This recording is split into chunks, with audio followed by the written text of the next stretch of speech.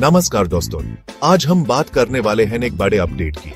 Government एक नया GST reform लेकर आ रही है।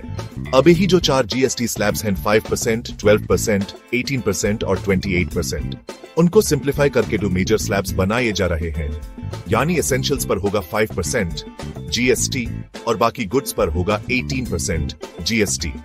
लग्जरी और सिन गुड्स के लिए एक अलग 40% स्लैब बनेगा। ये बड़ा रिफॉर्म शायद दिवाली 2025 तक लागू हो सकता है। तो चलिए समझते हैं कौन कौन सी कंपनीज को सबसे ज्यादा फायदा होगा और क्यों।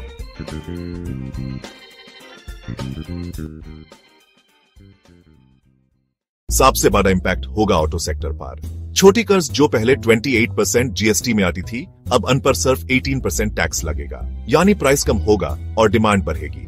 इससे फायदा होगा Maruti Suzuki, Tata Motors, Hyundai जैसे प्लेयर्स को। दूसरी तरफ हीरो मोटोकॉर्प, बजाज ऑटो और टीवीएस जैसे 2 व्हीलर कंपनीज भी डिमांड में तेजी दिखेंगी। एनालिस्ट्स का कहना है कि डिमांड 15-20% तक जंप कर सकती है। अप्लायंसेस जैसे एसी, फ्रिज और वॉशिंग मशीन जो अभी 28% स्लैब में आते हैं, उन्हें अब 18% स्लैब में लाया जा सकता है। यानी कंपनीज जैसे Voltas, Blue Star, Amber Enterprises और हेवेल्स को बड़ा फायदा मिलेगा। सीमेंट सेक्टर में भी डिमांड बूस्ट होगा, क्योंकि प्राइस कम होते ही कंस्ट्रक्शन और रियल एस्टेट की कॉस्ट गिरेगी। अल्ट्राटेक सीमेंट, जेके सीमेंट जैसे कंपनीज के मार्जिन्स इंप्रूव करेंगे। डेली यूज केई आइटम्स जैसे फूड, बिस्किट्स, डेयरी और पर्सनल केयर प्रोडक्ट्स, जिनका टैक्स 12% है, अभी वो सिर्फ 5% स्लैब में आएंगे। यानी कंज्यूमर को डायरेक्ट रिलीफ और कंपनीज को वॉल्यूम ग्रोथ। इस सेक्टर में HUL, ब्रिटानिया, नेस्ले, दाबुर जैसे FMCG जायंट्स को सबसे ज्यादा फायदा होगा। इंश्योरेंस प्रीमियम पर भी अभी 18% जीएसटी लगता है। अगर रिफॉर्म के बाद इससे 5% या 0 कर दिया गया तो हेल्थ और लाइफ इंश्योरेंस ज्यादा अफोर्डेबल हो जाएगा।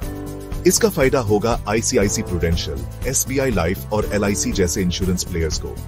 जब डिमांड बढ़ेगी, लोन्स और फाइनेंसिंग की डिमांड भी बढ़ेगी। यानी बैंकिंग और NBFC सेक्टर को इनडायरेक्ट फायदा मिलेगा। HDFC bank, ICICI bank, IDFC first bank, Bajaj finance जैसे प्लेयर्स को कंजम्पशन पुश के साथ ज्यादा ग्रोथ देखने को मिल सकती है। तो दोस्तों, ये था एक क्विक ब्रेकडाउन जीएसटी रिफॉर्म 2.0 का। ऑटो से लेकर FMCG, सीमेंट, इंश्योरेंस और बैंकिंग तक हर सेक्टर में नई ग्रोथ अपॉर्चुनिटीज दिख रही है। अगर ये रिफॉर्म दिवाली तक लागू हो जाता है, तो स्टॉक मार्केट और इकोनॉमी दोनों को एक नया पुश मिलेगा। आपको कौन सी कंपनी सबसे ज्यादा प्रॉमिसिंग लगती है? कमेंट करके बताइए।